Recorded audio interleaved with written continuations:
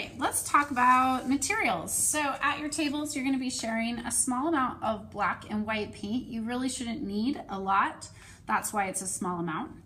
Set that in the middle of your table so that everybody can share it. You're also going to be sharing this tray of printing materials, which I'll get into showing you how to do that in a second. And then in your folders, you're going to find your trees. In case you didn't make enough trees last class, I'll have some paper out and even our templates. Scissors will be up on the material table if you need to continue cutting some out. All right, so part of our target is looking for inspiration from another artist. And our artist is Eloise Renouf. So I am just gonna spend a moment looking at her examples with my artist brain. And if I do that, I notice lots of patterns and designs. And we are going to be adding patterns to our work with a technique called printing. So I'm gonna get one of my trees ready. I'm gonna look over here and look for maybe some inspiration. I love this one with all of the lines going every which way. I'm gonna try and recreate something similar to that on this tree by printing with some cardboard.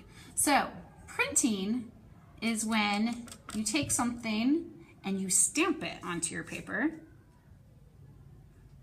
So I made a line by stamping it on my paper. Notice I didn't wipe it on my paper. That would be painting. We do not want to paint today. We want to print today.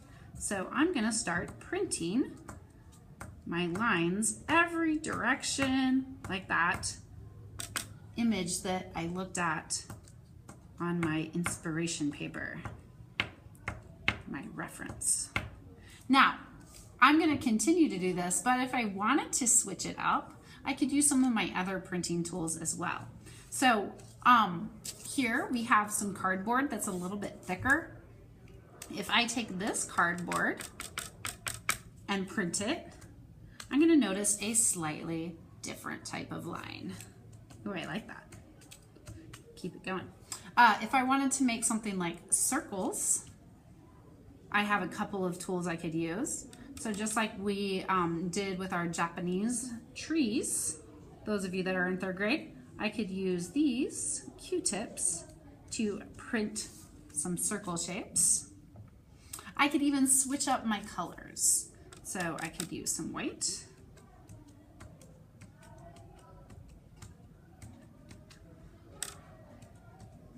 I could even experiment with some of the other tools that you see at the tables.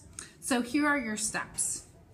Find your trees, look for inspiration, find some ideas, people, and then get to printing. Remember, printing is not painting. Painting looks like this, printing looks like up and down, like a stamp. All right, have fun, girls and boys.